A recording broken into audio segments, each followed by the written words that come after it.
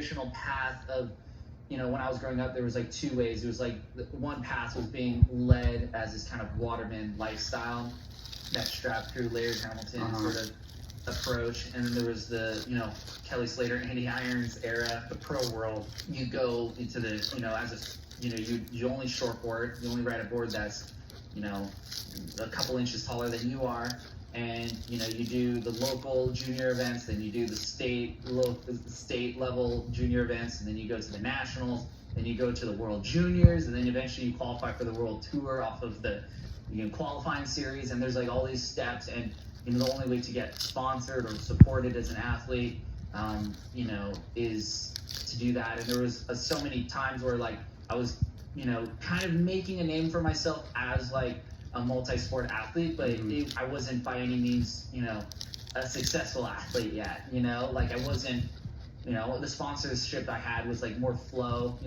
it's like, oh, here's some clothes sort of thing. And I mean, that started, but like, to be fair, I mean, didn't you get your first sponsor at like 10? I did, for sure, and it was all equipment. And Red Bull 13. Totally. Okay, so. But I mean, it's like, it's the culture, if you want to be a pro surfer, you're on such an early path of how you're supposed to do it. It's hard because we're in this social media culture now where it feels like an easier lift than it was. You couldn't have exposure without kind of getting the blessing from, the core magazines. Like you had to almost be buddies of a buddy, or, like just be in with the in crowd. I think the Europeans actually were the ones that really helped jumpstart my career as like, a sponsored athlete, because everything that I was sponsored for kind of pertained to going to Europe and visiting, and they were all into windsurfing and stuff and these alternative sports, and they liked, I guess, culturally what these innovators in Hawaii were doing.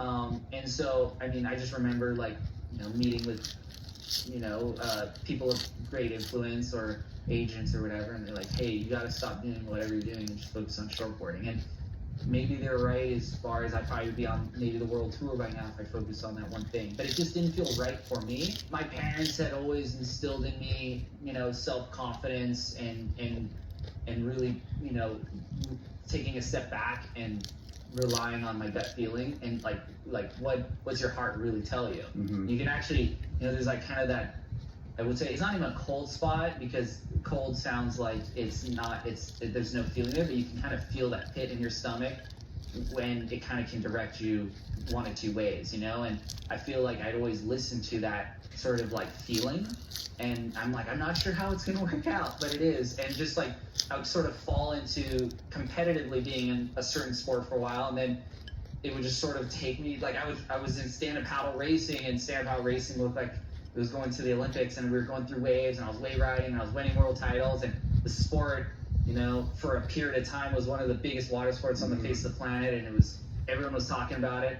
And then as it sort of declined, I kind of like, without trying, sort of drifted the opposite way into what I would consider the spiritual pursuit of my wave riding, which was riding big waves. And now there was a world tour for big wave riding. It's like culture's catching up. And culture's like this wave behind you, or like, right, you're in sync with this wave as it starts to like, break bigger, as, the broader world begins to appreciate kind of the multidisciplinary approach that you were kind of innovating and perfecting.